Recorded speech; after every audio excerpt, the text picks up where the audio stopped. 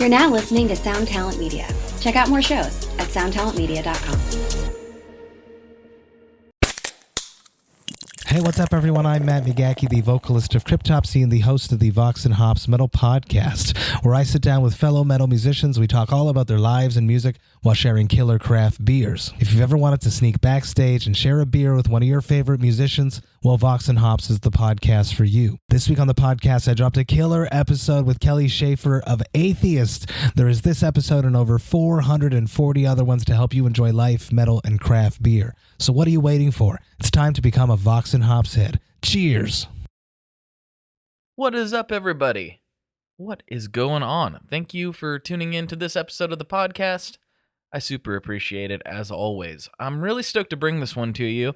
It is long overdue, like so many episodes that have been coming out recently. But hey, better late than never, and I'm pretty stoked to get this one to you.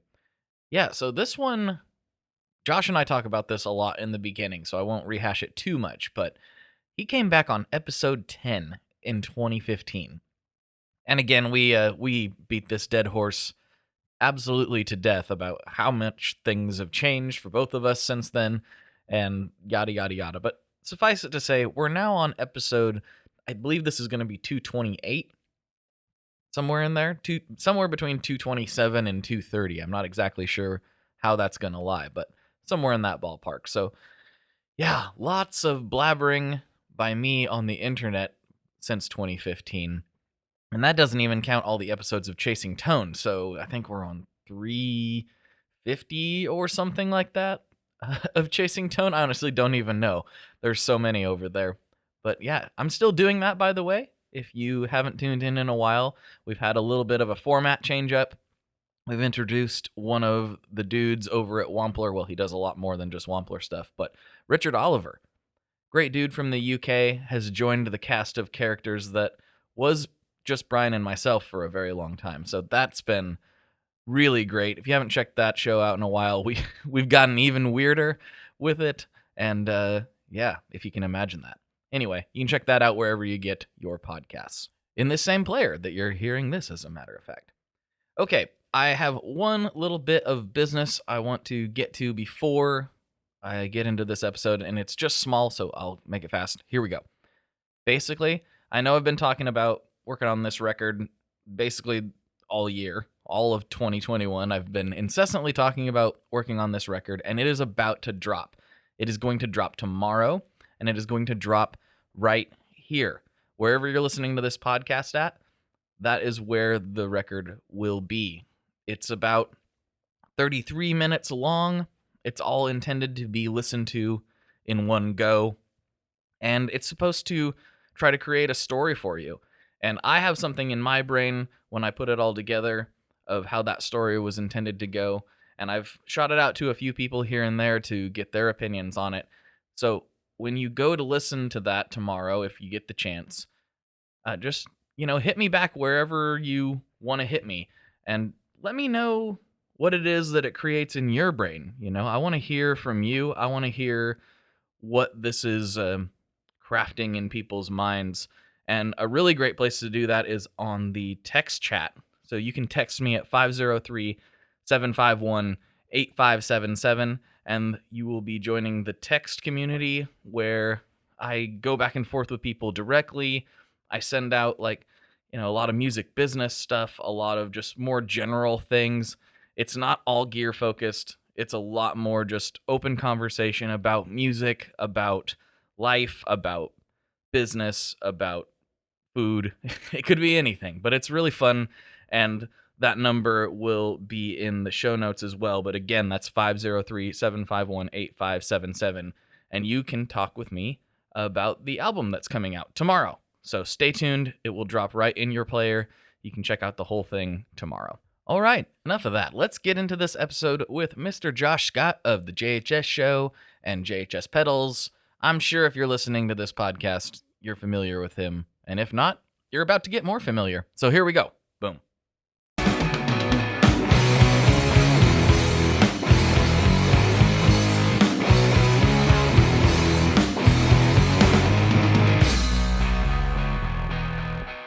Hello, everyone. Welcome back to another episode of the Tone Mob Podcast, the show about guitar stuff occasionally, sometimes.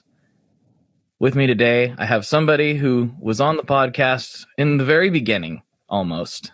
And, you know, it's great to have him back, Mr. Josh Scott. From JHS Pedals, the JHS Show, the JHS Everything. What's going on, man? Not much. Good to be here. I mean, there is a lot going on, but today there's not. Today's my chill day. It's good to be back. Yeah, when was I on? I honestly, it was a long time ago because it was before I did my old podcast, which I quit running that podcast at least 4 years ago. Let's see. I was going to pull that up beforehand because I was actually thinking, I was like, you were episode 10 in October of 2015. Whoa. We were babies. Yeah. I think this should be episode almost 230, I think, maybe like 228 or somewhere. Wow. I'd have to check. So, and then like at that time, I wasn't doing the Chasing Tone podcast with Wampler. I started doing that almost every week after episode 100 of that show, and we're on like 380 something now. That's insane. Yeah. It's been a lot of me jabbering on the internet since you and I last recorded. You're like podcast famous now. It's so many podcasts. You had to become famous eventually. In certain circles, in most circles, people were like, who? What? You talk about what on the where? Yeah. Yeah. Which I'm sure you can relate to with the JHS show. I mean, let's try to take the journey from last you came on. So that was October 2015. I know we talked a lot about your, inspiration with Robert Keeley and all the other stuff. We got the very early story of JHS there. What has happened since then? Tell me the year. When was it again? Because I'm having to Google my life real quick to see when it's like that crazy. When October 21st of 2015 is when the episode was released. I mean, oh my gosh. It's so long ago. That's if you add in 2020, that's almost 15 years, Yeah. No kidding, man. For instance, I co-released a pedal with Boss in 2017. Mm-hmm. And that feels like a decade ago in my head. I don't even know 2015. I'm not even sure what I did. I'm actually going to Google it really quickly. Just to give me perspective. This is hilarious. I'm Googling JHS Pedals 2015 release. Oh, the Muffaletta. Oh, yeah. Okay. That feels like 100 years ago. And the Steak and Eggs with Robert. Yeah. Okay. So I remember that year pretty well now. Oh, man. Yeah, it's another universe. I'm just thinking, I don't know if I've really talked about this on the podcast, but when you came on at episode 10, I still hadn't really told any of my friends or family that I was doing the podcast. Nobody really knew in my immediate circle. And I got up early before work to come out here to record it. And my wife's like, what are you doing? I'm like, oh, I'm going to go talk to this guy about guitar pedals. And she's like, okay. And she kind of knew I was trying to figure out internet stuff. But yeah, and she's like, my husband's a nerd, whatever. Yeah, exactly. Yeah. She's just like, why is she gonna go talk? He's gonna go talk to somebody about analog something or others. I don't know. And then a few months later, I was like, hey, this is really picking up steam. She's like, your nerd talks or people care? Okay, that's great. And a few years later, I was quitting my job to do this and other guitar pedal related things full time. So yeah, this is a weird trip down memory lane. Wow. Yeah. Weird time. It is wild. 2015, man, that I had It's just unbelievably different. I think we had 15 employees. We have 45 now. Whoa. Like on that scale, the show was a non-exist. Like that whole thing had not evolved. That's like a macro evolution of sorts that kind of started in 2015, sort of. There's so much we could talk for 6-7 hours on this podcast, if you want to. Hey, I'm game. I'm game. The record is the record's 3 so far. Yeah, this is wild. 2015, man. That it brings back a lot of it's like the memories you have completely forgotten. Like when I Googled that, I instantly morphed. Like it's pretty wild because the Muffaletta even started in our old facility. We built our building we're in now, and we've outgrown it. Like the actual building I said I would never need all of, we're like dying. We're dying in it. So it's interesting. Yeah, it feels like a weird future nostalgia kind of oddness going on in my head right now. So 15 to 47 is... Yeah, 45. Yeah, or 45. It's huge. Sorry. Yeah, it's about it's wild. Last year we closed out 2020 right at 100,000 pedals made and sold, and then 2015, man, I don't even know. I think it would have been 20,000 is a good guess. 25,000 pedals. That seems that pencils. And that's huge. Yeah, and that was huge. That was like we built a building to build pedals. Like it feels silly. It's like, and this, you talk to gear people all the time. It's like hardly any of us expect to have companies actually grow to the size that they do if you run them well. It's like you just wake up and you're like, I get to building pedals like this with tons of employees. Like this is weird, Yeah, I mean, and wow, I'm having flashbacks too. So like at that point, I was still just doing whatever I could. I didn't really know what I was doing. I just knew that I wanted to shoehorn myself into this world somehow. And it wasn't until I think late in 2016 that I got involved with a company in Nashville called Stringjoy.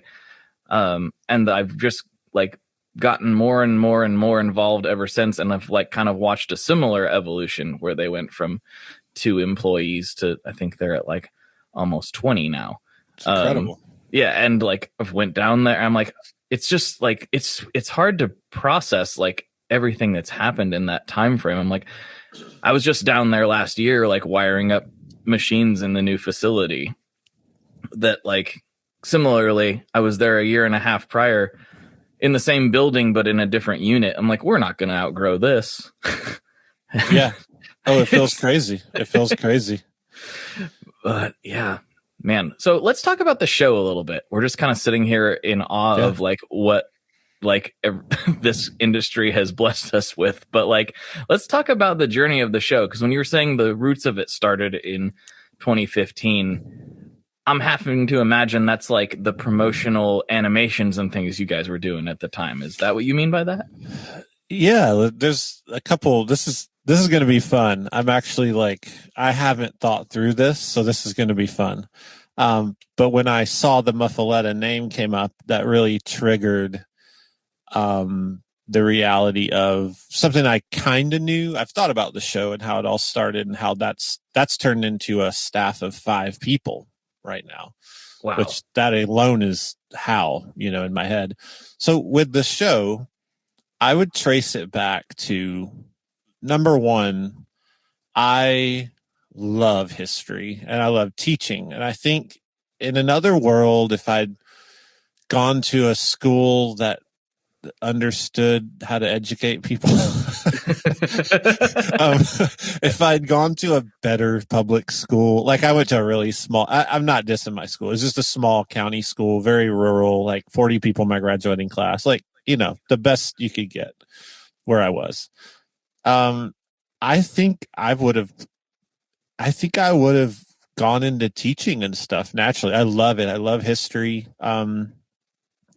going through the show, like thinking through the show in the last year or so and how it's been so successful and so fun, I often remember, the things that come to mind for me are watching Ken Burns' The Civil War with my dad like 20 times, just like immersing in story and loving documentaries before they were cool, before Netflix existed. I watched documentaries with my dad on PBS, and those are some of my fondest memories.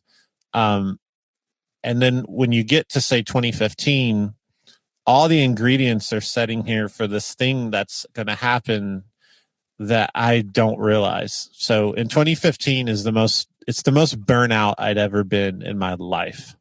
So JHS at this point is effectively 8 years old. A lot of employees at that time. 15 employees is nuts. If you've never ran a business, no college education, you're a guitar player. I have some common sense and I'm a hard worker, but at the same time, like, good luck. You gotta. I'm sure you've heard business horror stories on your podcast, but it's like JHS almost destroyed itself over and over and over and over. And so by the time I get to 2015, I'm really burnt out, man. Like, I think I remember you explaining that on that episode now. Like, I remember probably you were one of the first people that like hipped me to the fact that too much growth too fast in a business can actually be dangerous. And I've seen that over and over again at this point now. And I need to go listen to it for fun. I think I will. I'll listen to it tonight because it'll be like baby Josh probably falling apart on your podcast. Yeah, guitar was for me, honestly, music and guitar, like when I heard Pearl Jam 10 on my brother's floor, played the cassette tape, I was a 8th grader. It like changed my life. If I hadn't have had music, I would no doubt be what most people statistically are where I'm from, some kind of drug addict, dropout, like just, it's not good. I'm from a very rural part of Alabama, very high on the meth podium awards ceremony.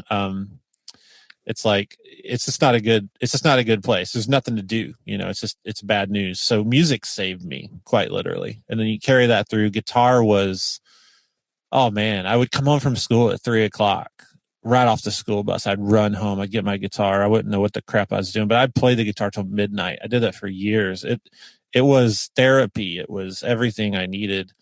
Got in bands, and guitar was like the love of my life. So when JHS became a thing, it was really cool. It was like, I'm fixing these pedals. I'm like, people are buying these modded Boss pedals. People are buying this Morning Glory Overdrive, the thing that I just made myself. But by 2015, it was a classic case of I am now hating what the very thing that I've loved and that has saved me. I'm hating guitar. I'm burnt out. I don't even want to hear a guitar. I'm having a hard time connecting to why I even had a guitar. I now had a business about guitar. Right. So 2015 was a dark hole. There's some darker, 2012's dark too, but 2015 was interesting. So, but I had people coming along and it was getting better. I'll say that 2015, it started getting better. The muffaletta is a big deal from an engineering standpoint. John Cusack helped me with that. I had learned some things. I was learning how to network and have people help me do what I didn't know how to do. So you saw that with the muffaletta. John did the digital side. I did the analog.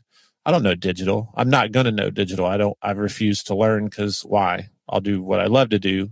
I learned that stuff around this time. I also don't know how to do taxes. So I found a really good tax person. That's the kind of thing I was developing around 2015 is like, do the things I'm good at and make sure other people are doing the other things and make sure the things that I love that keep me motivated start happening. So I'm really burnt out, but I'm learning this. And Nick, so everyone sees Nick now. You see the show, 30 million collective views on a YouTube channel, and you see Nick, and it's like, we've just always done YouTube. Well, no, like it's like 2 years old, kind of 3 years old, I guess. Nick was a builder. He started working for me when he was 16 first job he's ever had and the only job he's ever had. I am his only employer. So we have this crazy relationship. People joke, they're like, is he your son? Well, it's more like a brother thing. Like, I honestly feel like he's my little brother. And I think he would say, like, Josh is like a weird big brother that pays me. Or like, it's weird. Like, it's funny and weird, but we're like Batman and Robin or something, and I don't know how else to put it, but he bought into JHS as a kid, a 16-year-old, and he stuck around. He almost left once. He has funny stories about how hard it was, and he's seen every version of me. Meltdown Josh, stressed out Josh, happy, like he's seen every era.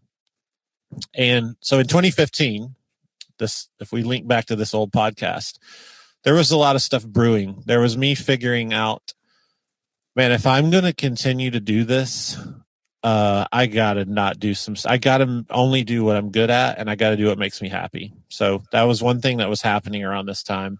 And Nick was stepping into a different role. He had been just building pedals. He was building mini foot fuzzes and little black buffers and Warbletrons and stuff. And he didn't love it, but he loved the job. You know what I mean? He loved JHS. And one day I happened to know that he dinked around with making movies as a kid, and he's real creative, obviously.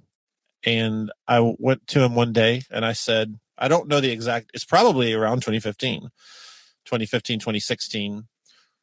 And it's like, hey, Nick, I'm going to transition you out of building. And I know this doesn't make sense. I don't actually know how it's going to work. And no one's ever done this, but we're a pedal company, and I'm going to bring you full time in to the world of making videos for our company, because I'm done with guitar magazines. It's all dying. I don't like it. I don't like the game of it. I don't like the ad game, the marketing game that's gone on, the NAM thing, the typical guitar, here's how you sell a guitar thing. It felt like it was dying to me. And this is 2015. Now you look back and go, wow, yeah, definitely died. The old school, the old way of doing it. And I brought him on full-time creator, like a content creation person, because he was gifted and he was young and he was excited. And I knew I couldn't do it. And I knew I had to find somebody that loved it so they'd own into it. And that all happened around this time. So were you paying attention to anybody like from the online marketing world or anything like that, or did you come up with this on your own? Because this sounds I've never listened to podcasts. No, this is just me and like the gut feeling of I've gone to NAMS. I was paying the marketing bills for magazines, and I wasn't seeing a trackable result. To me, when I mentioned don't do the things I'm not good at, I also figured out what I think I was good at. And that was, I'm really good at designing a circuit that makes me happy, and that'll translate and make other people happy. Whether it's the best circuit ever, I don't really care. I just want to like it. And if I like it, other people will like it because I like it. And then I also knew I love branding and I love marketing, and those things are natural. And I say that in a position of like, if you hear me say that, if you're listening to this podcast and you're like, Josh is braggadocio. No, it's like, I suck at so much stuff, but I really did in this period right here, 2015, 16, 17, I kind of just accepted like, Josh, you really suck at like 90% of what you've been trying to do. Like, you're horrible, but you're good at these three things. So like, own it. And I started making those decisions, and they didn't make any sense. It felt like I was either going to crash and burn or I was going to be right. And it was just a gut instinct. That's interesting, because I mean, I hadn't been in the industry in the same way that you had. This podcast started in 2015. So like I said, you were episode 10, and yeah. I found that sort of similar to yourself. Like, I kind of had a natural inclination for that. And the podcast has been like the door opener for me, but like, that's what's let me work with a bunch of different companies and actually make that transition. Is I had some of the same qualities that you had. It's like, I understand this stuff. So that's why I asked that question, because there's a few people that I pay attention to in the online marketing world. But around that same time, I was going, magazines are, man, nobody's really paying attention to the traditional magazine format anymore. And, I would get people like friends in the industry be like, hey, this person wants to charge me this much for an ad. And I'm like, okay, well, what are they offering in return? And it was like nothing that you could tangibly put a finger on, like at all. Man, for decades, people were writing checks to, and I love magazines. Like I actually, Fretboard Journal, I read it. I love Guitar, the British one. I just the advertising angle, you could feel it dying. Like there was no point anymore. And it's weird because people, man, since I would say the boutique age, I have this outline of like, I'll put it public at some point. I did a Patreon talk on identifying the eras of gear since 1960 through, like I kind of laid out my opinions on how gear evolved into different eras and what to expect in the future. Mm-hmm. And one of the things is like from that boutique, the origin of the boutique era. So Mike Fuller, George Tripps, the 90s, Bill Finnegan, 95. People were just cutting checks to like Vintage Guitar, and these dudes blind. They're just like, yeah, here's a check, run an ad. And I could feel it not working. It was because, I mean, those dudes were getting older and they had done a thing a certain way. Robert Keeley started his company on Harmony Central, basically. Like that's a whole other world than me or Jamie Stillman. Right. Or even Brian. Like Brian is before me, but Brian's still in what I would consider our group. Like he's still, it's a fresh look. It's a fresh mind on things. Definitely. And you could just see that there was this death coming for like a funeral dirge for marketing. Honestly, it just felt like it's coming, man. This is not going to work. Yeah, and I mean, right now, I feel like NAMM is right now on the chopping block. Even that thing. The traditional format of it definitely is. I mean, I was blown away when I found out what NAMM costs, and then like when I tried to go I think it was the last winter NAMM actually. I tried to do it like official. I've had a pizza party every year at NAMM, yeah, and we outgrew the restaurant really fast. The restaurant we were at, we totally took it over. I knew we couldn't go back there. And so the last time I was there, I think it was 2019. I think that makes sense. Yeah. I was like, okay, well, I'll do this legit. And so I got with the NAMM people and tried to get a room and have, do it all official, like, right. And for like an hour and a half, it was going to cost me, I don't remember what the number was, somewhere between 8 and 12 grand. I can't even remember what it was, but I was like, no, like I'm just going to go get like a few $100 in pizza and park on the sidewalk. Like, forget that. Like, I'm not paying you that kind of money for that. And they were like, well, we'll cut you a deal. I'm like, how much of you're going to have to cut me a 95% off deal to get me to be interested in this, and that's just one small thing. That's not having a big room like Fender has, or even a booth like you've had. Like, it's insane. It's unbelievable. We did our last NAMM, right, the pre-COVID NAMM, where we were shaking hands with our Chinese distributor as they were sweating and coughing on us. Right. That was like, that really was real. It was like, that cost us right at 50 grand, probably right at it. And that is, that's nothing. When I talk to friends like Brian Ball, and he'll say like, yeah, we spent like X amount, don't tell. And, it's like, oh my God, like I'd like crap on myself. Yeah. And you see those numbers and you're just like, geez, this is unbelievable. And then but for me, 50,000, I actually ran tests at that NAMM. I was determined at that NAMM. I went to that NAMM. So this is pre-COVID, everything, nobody knows what's coming. And Steve's my general manager. What Nick is to the show, Steve is to pedals. No one ever sees Steve, but that's kind of how the company works. You have the show and you have pedals. I'm the middle, obviously. And those are the two guys that make these things work.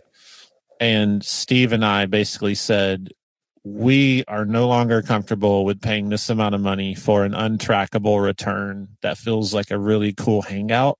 And I love hanging out, but it just felt like for 50 grand, I already had it plotted. I could fly to Japan. I can go to these distributors. I can go do this. I can throw a local party, 50 grand, dude. And we tracked our time with distributors, how long our conversations went, were they effective? Could we have done it over just doing a monthly dealer video or Zooms? We were already having these talks, and we left that NAMM. I remember getting in the rental car, packed the crate, and I looked over at Steven and said, that was it. We're never going back. And then COVID happens. And so to me, there's a deep irony in, from my perspective, it feels like COVID just exposed what people had not yet realized because they were just having fun hanging out. Mm-hmm. Now a lot of people have 50 to 100,000 more dollars in their wallet, and they're like, oh, okay, I don't have to go to NAMM. Like right. no one, because NAMM's fun, kind of. Like if for an exhibitor, it's hard, but it's fun to see your friends and hang out. But man, 50 grand in your wallet, I'll take that. You could, fly your friend to you. Oh, or, you do? Yeah, whatever. Dude, Southwest flights and 50 grand, that is like, bring it. I had it planned, I can do anything I want and have tons of money left over. Mm-hmm. Yeah, and that's been talked about a lot. I mean, Brian and I have talked about it on Chasing Tone. Like maybe we should all just get together outside of this. Like pretend like instead of going, like everyone agrees their favorite part is getting to hang out. Like what if you got a bunch of food trucks together in Portland or Kansas City or wherever and had everybody come out for a weekend and, you pay $5 and you can kind of come in and then you can buy stuff if you want, like a swap meet with a bunch of pedals and amps and whatever, and not have it be this crazy thing that no one even understands anymore. Yeah, it's wild. I think that's, I guess the giant rabbit trail is like, it felt like all of this was inevitable to me in my head. And so I think that's how the show started, was me just readjusting, going, no more print ads, no more of this. This doesn't work. And it's not even that it didn't work for us. Let me disclaim that. It might work great for other people, and I don't care. Like, it's not, whatever. Do whatever you feel like is best for your company. But for JHS pedals, certain things no longer worked, and I knew it. I had a gut feeling as well about certain things. So it was like, hey, I'm gonna like turn Nick loose. I'm gonna say, Nick, we're putting out a crayon pedal. Make a freaking stop motion movie for the fun of it, because it's fun, not because we need an ad, but like let's make stories and let's make content around our products that we love, and let's be a little weird. Like, no one's doing this. No one had done teaser videos. No one had, I remember like the moonshine, going out in the woods and like filming a fake moonshine, like the unicorn with Daniel Tyack, like flying Daniel out and like having him ride a horse in a freaking Thor looking costume with a cape eating a sandwich. It's like, we just decided we have a personality, JHS. Like, I'm goofy. I'm a nerd. And I was like, my personality does not come through in Premier Guitar ads. And I love Premier Guitar, but that was the switch for me. And it was, Nick, let's do this. Let's change how we show our company, because we obviously don't fit with this system that's been in place for about 20 years. Yeah, and I would argue that most people that are, I think you're just a little bit older than me, but we're roughly from the same generation. Like, I would argue that it doesn't fit hardly anybody that's running. How old are you? I'm 32. Yeah, I'm 38. So yeah, same ballpark. Same thing. Yeah, so it just doesn't seem like, I don't know, it's never made sense to, I think, most people who are paying attention. I mean, Yeah. even Brian's a little bit older than both of us, and he's like, this doesn't make any sense. He's always been of that mindset. Brian's as well. sharp. Brian's really sharp. It just doesn't make sense to do something because someone else has done it. It reminds me, there's this old story about this family sitting at the dinner table, and it's a daughter, her mom, and the mom's mom, so the daughter's grandma. So it's like 3 generations of these ladies sitting at the table, and they're sitting down about to dig into this ham that grandma cooked, like this nice dinner. And the little girl asked her mom, right? She asked her mom, she says, "Why is the ham cut in half?" And the mom goes, "I don't know." And she looks at her mom, which would be the little girl's grandma, and goes, "Grandma, why is the ham cut in half? That's just like I do it to. And the grandma goes, "Well, it wouldn't fit in our wood burning stove when I was a kid. That's how we've always cooked them." And that's kind of how it feels. That's how marketing feels to me. People just doing it because it freaking fit in their wood burning stove 30 years ago. So keep doing it that way, even though you're not using the wood burning stove. We don't have to cut the ham that way. We don't have to do that way. If that makes any sense, then that's been my philosophy, is like, let's just not do it because everyone else does it, because that's not going to fit our company. And honestly, that won't fit anyone's company, which is sad. Yeah. I mean, I wonder, it's kind of fascinating to see some of these entities and how they kind of staunchly refuse to adapt. There's some that have, like, I think Premier Guitar's done a pretty good job at moving towards more online content, and Guitar, also guitar.com, I think does a pretty doing decent good job. stuff. Yeah. So like there's a handful, but then there's some that I guess we, without naming names, we're sort of naming them, like they're just still kind of doing what they've done for 30 years and hoping that works. And I just don't, it makes me wonder if one day they're going to wake up and be like, this internet thing, maybe we should look into this a little bit more closely. Yeah, no, it feels, being from the South, I'll use a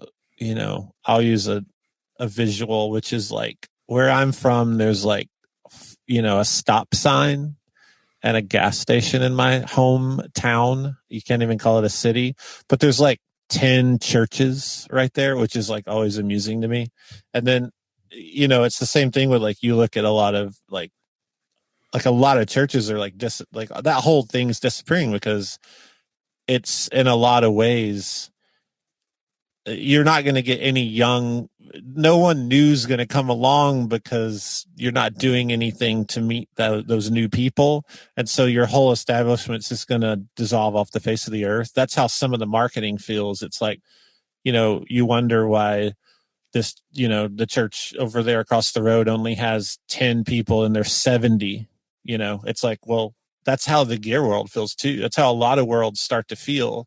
You're running your magazine ads wondering what's going on, but it's like, well, it was over, dude. It ended like 10 years ago. There's like a lot of parallels there with how some of that feels from where I'm at in the South, at least, just doing it the same old way and like wondering why there's no younger people, or why aren't there any women doing this, or guitar, like why are there no youth? And it's like, if you ask certain people what TikTok is, they'd be like, well, like, is that like a clock? And it's just, and I'm not saying that in a negative way. It's just, that's the reality of when things start moving at the pace they are now. Like, technology's so fast. I feel like I'm knowledgeable and I try to stay ahead, but dude, it's tough for, like, I remember seeing TikTok like, what? Is this a thing? Isn't this Vines? Is this the Vines thing? Yeah, it just feels wild. Yeah. Now I'm like you. I'm trying to pay attention, and it becomes difficult even for somebody who's pretty plugged in and whose job is to pay attention. I'm like, Clubhouse. Okay, now I got to figure out Clubhouse. Dude, like, no, I got an invite and I'm like, what's Clubhouse? And we're in the danger zone, like 32 to 40. Yes. That's the danger zone, man. I know. You start, your dog gets old, you have a kid, gets a little, you've been married a while. You just kind of like, you turn into the dude. Like, you know what I'm saying? Yeah, I mean, I was just talking about this with Wampler, how we're at the point now where it's like Gen Z is now making fun of us, and and I'm like, what do you mean my black rock and roll T-shirt isn't cool? What are you trying to tell me? What do you mean that's not cool anymore? Right. And they're like, no, it's not cool. You got to wear mom jeans and look like a mother from 1994 to be cool. I'm like, you do? When did this happen?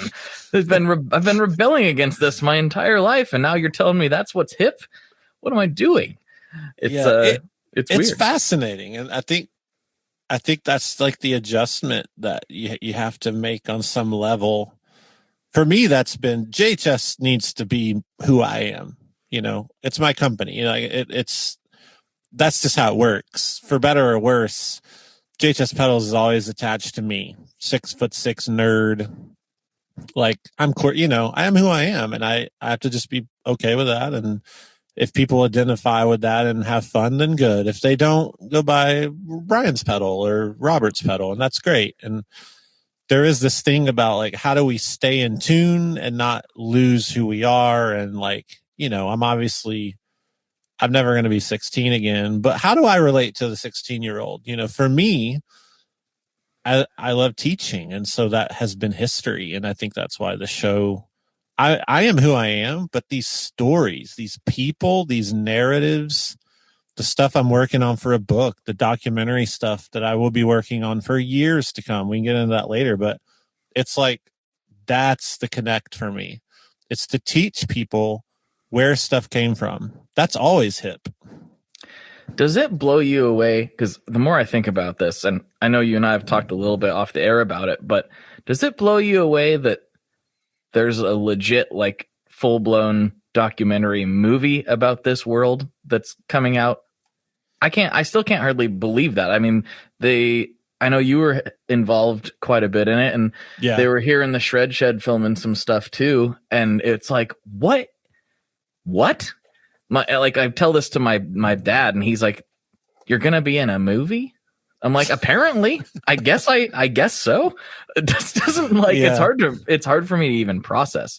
Hopefully that thing sees the light of day at some point, but still. Yeah, I think it will. I think it's going to be cool.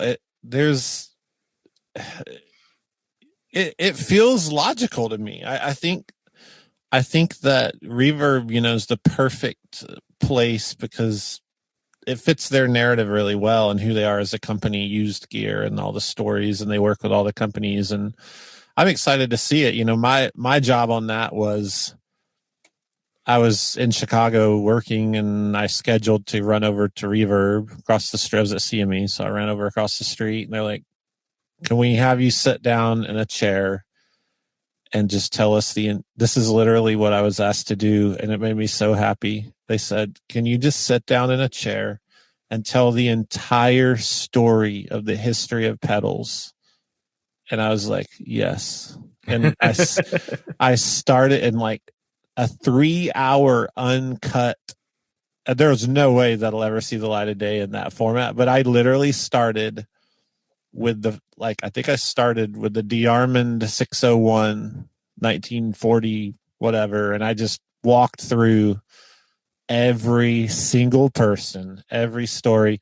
And I remember at the end, they were like staring. It was almost like they were watching like an alien being. Like it just was all in there. Like was like fully immersed in some other stuff too. And I've been interviewing these people all over the world now for a while. I have all this footage.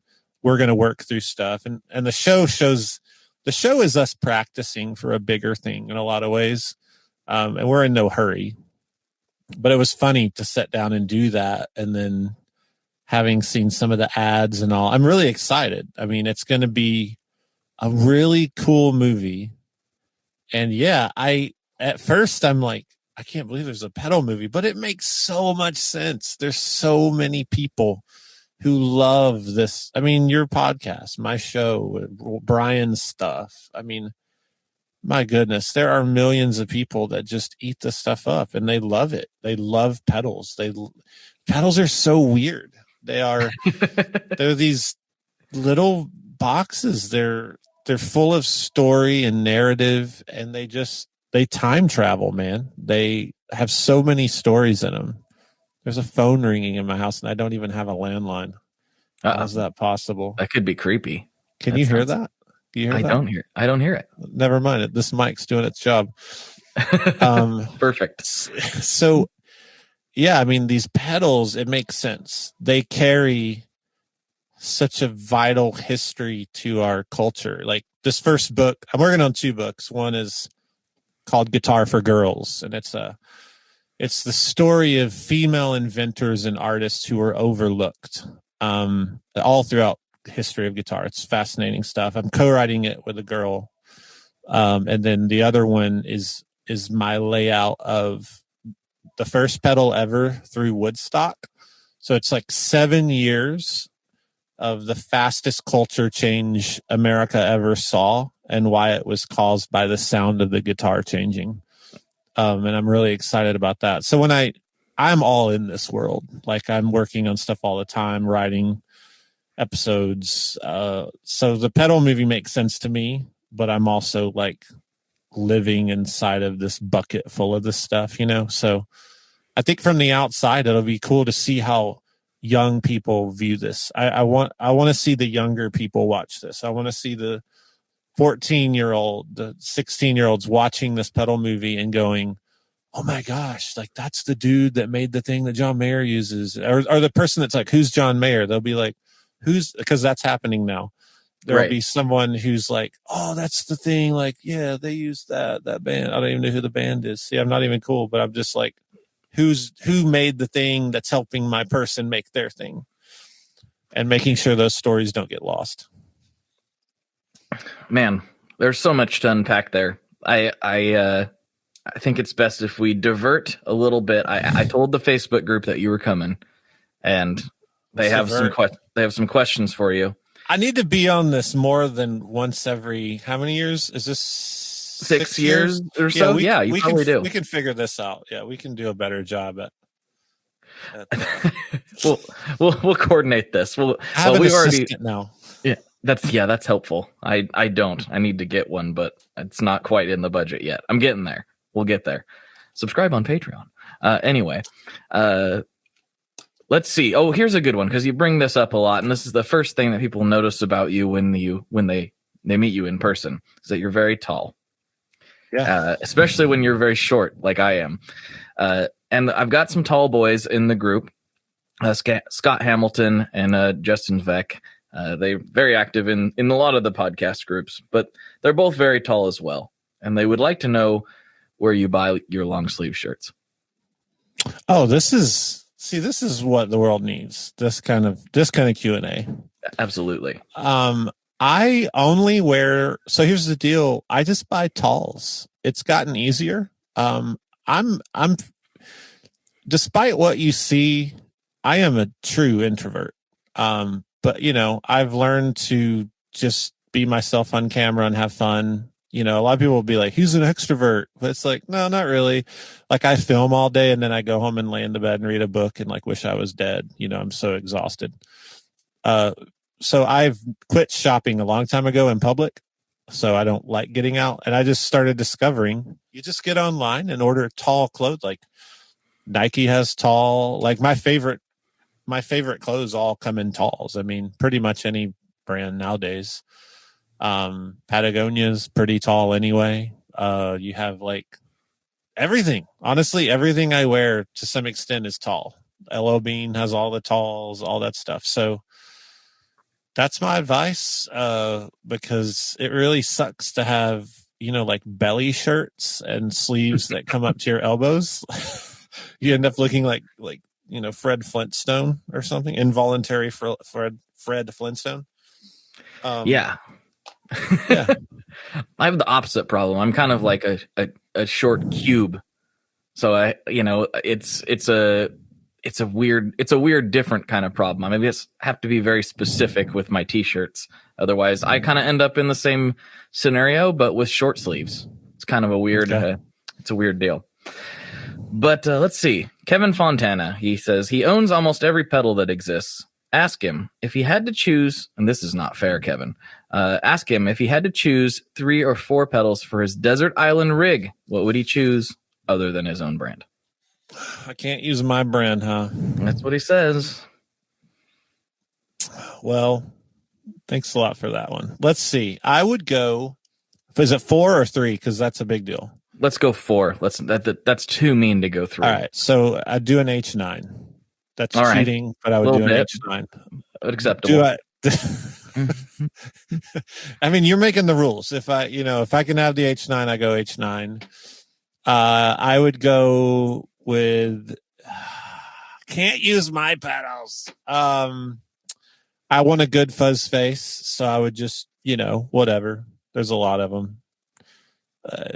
As long as it's made well, I don't really care. So just whatever. Even some of the newer Trips, Dunlop fuzz faces, whatever. Mm-hmm. So I would do that. I would. I still want an analog delay with tap. I don't need tap on an island though, because there's no band.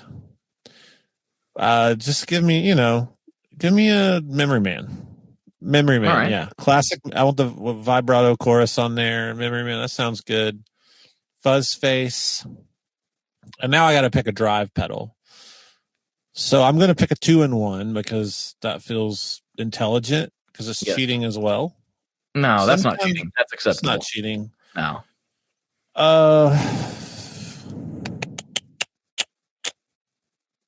I'll just say something like my friend Dave Brown's Protein, because it's almost like it's almost like a double barrel. It's his flavor, and I know Dave, and it's great. So there you go. That's my rig. I like it. All right, Wade Wood. He says you should ask him which Kansas City barbecue place is the best, and he says if you say anything other than blank, he's wrong. But I'm not going to tell you what it is till after you answer. I'm gonna say Casey Joe's. Well, he said Joe's, so I'm assuming that's the place. So Joe's has the cocaine fries. They're glazed in a nice cocaine that you have to eat like 7 pounds of them before you leave, and then you don't realize you've eaten that much. They're unbelievable. Best ribs in town. They have the Z-Man, which is a famous sandwich. It's brisket, onion rings. It's a gut punch. Oh, I just Googled it. Oh, that looks good. Yeah, there's people that have it tattooed on them. And they're, and if I'm in a lighter mood, like let's say I'm feeling like, hey, Josh, you're older, you should back off and eat nice. Their smoked chicken salad is delicious. Okay. So I can go either way. I can pound the fries, lay in the parking lot and moan. I can do the ribs. I could do the Z-Man, or I could get a salad, and I'm happy. All right, solid. Yeah. I really need to visit Kansas City. I'm a barbecue fiend, and Portland has a lot of really good barbecue, despite what people say. It really does. Dude, you should come down. You saw Ryan Burke was on the show, so I'm doing the Wednesday lives. It's all about guests. I want guests, so come and do a Wednesday live with us. Oh, dude, that would be a lot of fun. You get to walk into the room that has 4,000 pedals and decide what you want to talk about. Oh, man. I think I'm going to have to take you up on that. That sounds like a great time. But you're going to have to come here also. Sure. The Shred Shed doesn't have as many pedals as what you have, but it's close. And there's a lot of wood, because it's Portland. Yeah. Why not? The only time I've been to Portland was to film the Paul Gilbert stuff you saw, the silly basketball court scene and then the stuff in his basement. It was like a weird, I don't even remember when we went. I guess it was probably December or something because it would have been before NAMM. That sounds right. Yeah, because I saw, by the time I knew that you were here, you were already on the plane home. I was like, well, yeah, we were in town for 36 hours and we spent 28 hours in his basement. It's one of those trips. Right. Real glamorous, like super glamorous. Absolutely. Everyone knows what it's like to spend 26 hours in Paul Gilbert's basement. Everyone knows. All right, Yeah. we'll take one more question from the group. There's Ryan Burke talking about Five Guys, and yeah, of course he did. But this has been a topic that's came up occasionally on the show, and I'd be really curious to actually get your take. I just talked to Rhett Scholl about this. If you had to pick between these two Strymon pedals, Jason Goodwin is asking this question: Deco versus Flint. Which one are you taking? Flint? Yeah. I'm starting to feel like the odd man out with the Deco here. I love the Deco so much. It's one of my favorite pedals. Deco's great. I just go. I love this. They're smaller. The smaller units are my faves. I get lost sometimes in the big stuff, and that Flint to me is just a really. I just will always use that. I'd plug into my basement head with that and go to town. Have one drive pedal and that Flint, and I can play a whole gig. That is true. It is a very straightforward. It all sounds great, and it's got sounds that everybody needs in it, so it's hard to argue with. I still love the Deco though. Deco's my pick, but that's me. Let's see if we have any more quick ones in here. Oh, there we go. Moderator Jason Fuzzmonger, he says, does he have a baritone, and does it also look disproportionate on him? I do. I have two. I play them a bit. I need to do some stuff on the show with them, but I have of course an older down electro, tic tac baritone bass, and then I have one that a guy in Mississippi made me early JHS when I was building in the woodshed. There's a guy in Tupelo, Matt Gillum, and he made me a really beautiful. It's hard to. It's a jazz master baritone with P90s essentially. Cool, and it looks like a mandolin on me. Have you ever played a mandolin? I have two mandolins. Yes, they look like toothpicks. Yes, I can. Mandolins are invisible. Like mandolins on me are just invisible. And to me, they're an upright bass. So, it cuts both ways. Yeah, it does cut both ways. I just signed up for your Patreon, by the way. What? Dude. I just felt like doing it. Thank you so much. It feels good. And if you're listening, go sign up to Stinking Patreon. Oh, man. I really appreciate that, my dude. That means a lot. There's a lot of nonsense on there. There's a lot of movie talk. There's a lot of, aliens.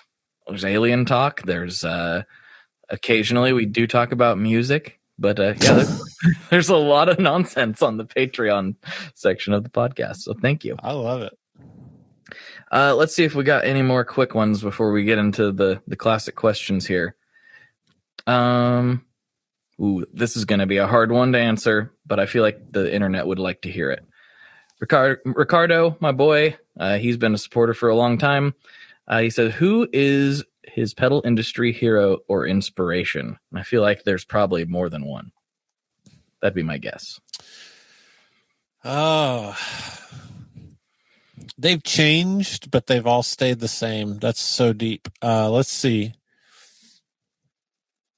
When we talked in 2015, I remember how freaking crazy it was that I was doing a pedal with Robert Keeley. Mm-hmm. Yeah, it's Robert Keeley. He's like, I remember being nervous to meet him. I used his Blues driver on my board for years, and when the foot switch broke, and I fixed it, and then I kind of learned what his mod was. I took my pedal apart, and I mean, he's just so pivotal in me even getting into this. And then I met him and told him the story. I didn't know who he was, and for all I knew, he was going to land blast me or yell at me like I had heard Mike Fuller did to people or something. And I just went up and talked to him, and he was amazing. And he dragged me to the NAMM food court. We sat on bean bags and talked, and then he drove to Kansas City and visited me, and like, just amazing. Yeah, he's a hero. Yoshi, boss, hero. George Tripp's hero. There's so many. I look at David DeFrancesca, John Johnson with DOD. They're definite heroes of mine.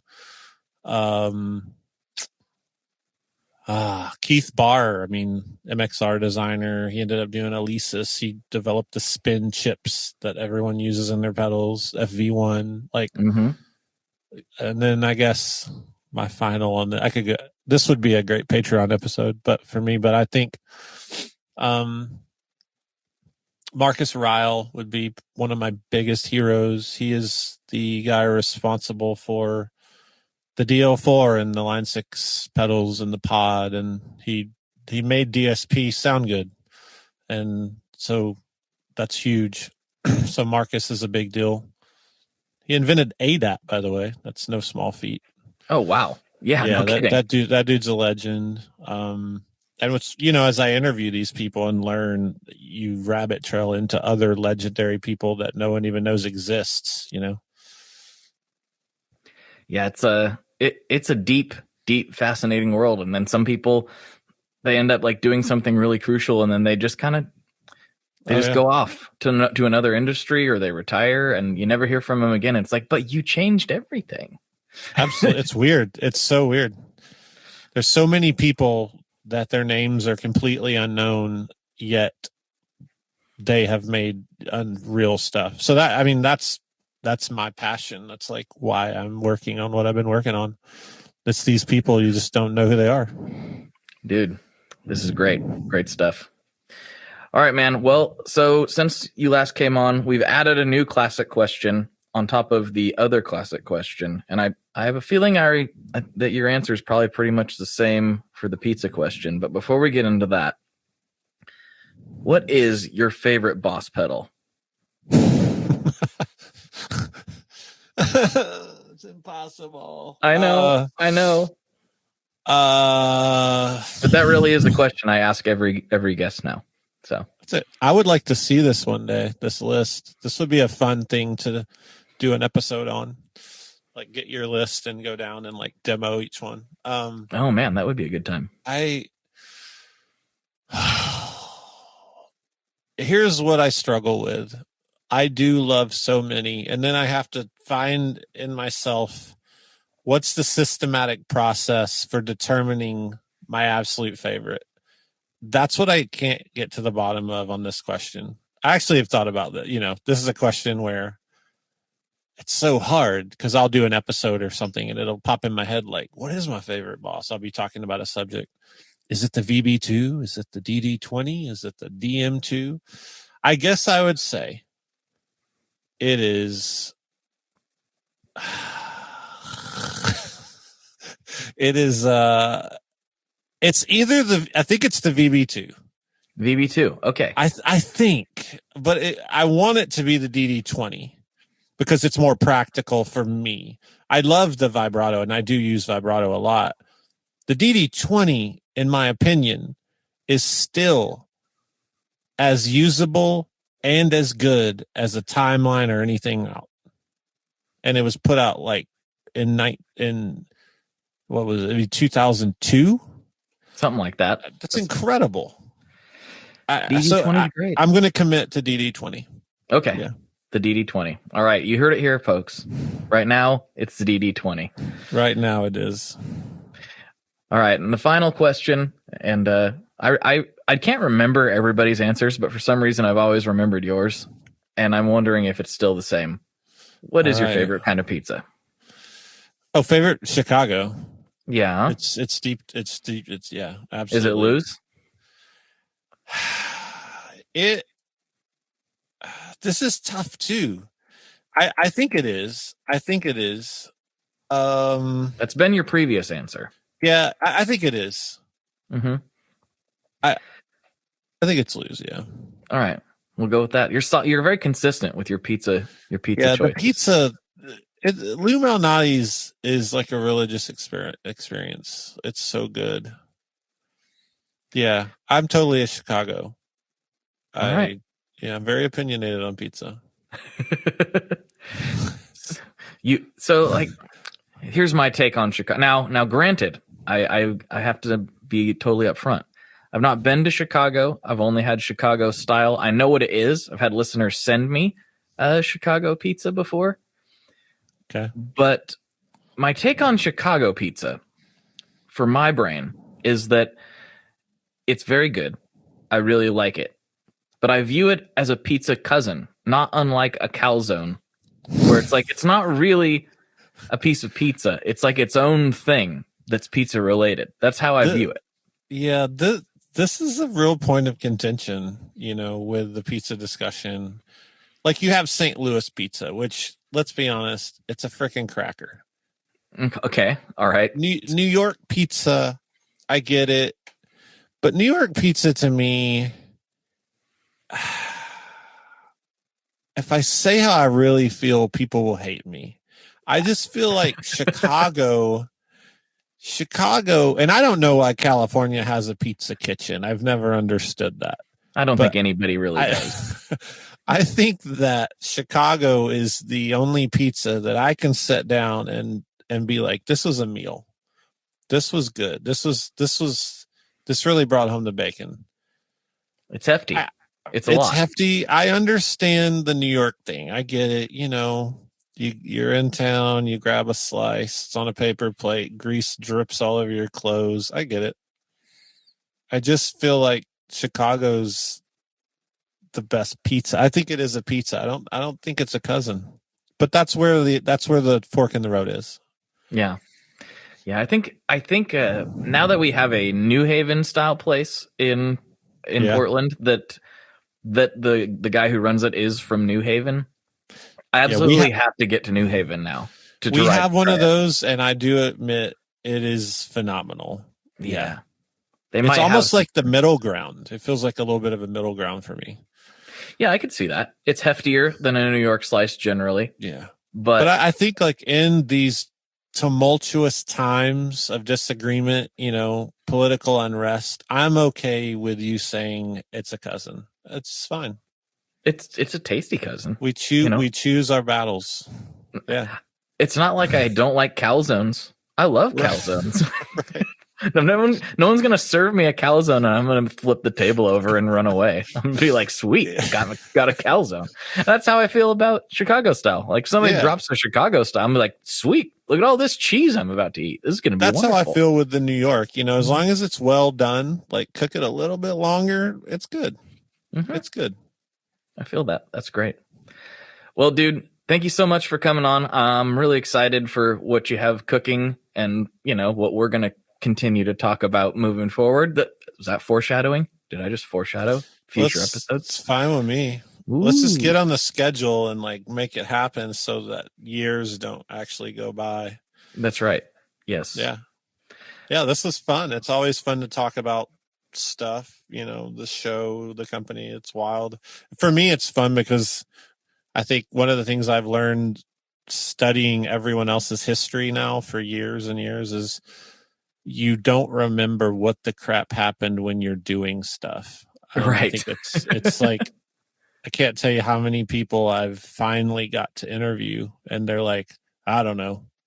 And I just want to hear more, So I like the discipline of let's talk, talking through is good for me too. So I appreciate you having me on. Of course. Yeah. We'll do it again real soon. All right, everybody. For Josh, this is Blake. And as always, folks, good luck in good tones. All right. There you have it. I hope you enjoyed that chat. I know I did. I enjoyed it so much that we had more. And you can check out more of our conversation over on Patreon. So for $5 a month, you get extra entertainment and nonsense piped right to your ears. And you help scratch this show's back a little bit and keep the lights on quite literally around here. So if you can do that, thank you very much. I do appreciate it. But if not, please just tell your friends, tell your family, tell your coworkers, tell anybody who you think might get anything out of this show whatsoever. And you might have to tell them 5 or 10 times before they actually download it. At least that's been my experience with podcasts. But yeah, anyway, seriously, your support means the world. Thank you so much for letting me do what I do. It really means a whole lot. And yes, please stay tuned for tomorrow when that record drops.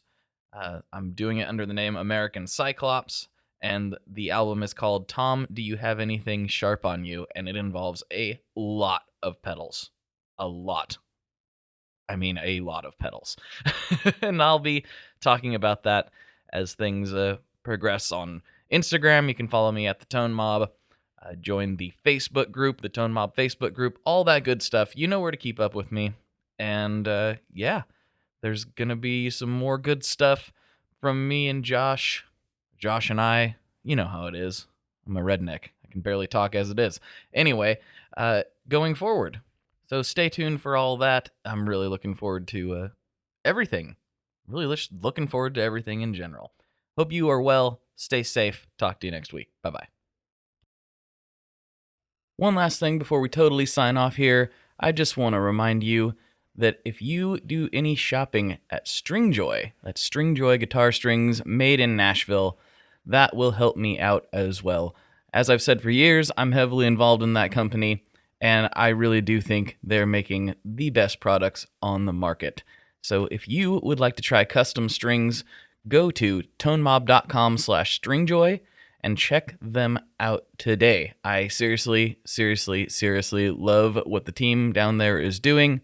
I help them out with all kinds of things, and by you supporting them, you are also supporting me as well. And hey, you need some strings, so why not get some custom strings just for your guitar and playing style? Again, the link for that is tonemob.com/stringjoy, and that will take you right to their website, and you can do all your shopping through there, and that will help everyone involved out. So thank you very much. Talk to you next time. We are brought to you by the wonderful folks at Gun Street Wiring Shop. Yes, Gun Street Wiring Shop. I've talked about them before. I used to say based out of Bend, Oregon, but guess what? Sean moved to my neck of the woods. Sean's in Portland.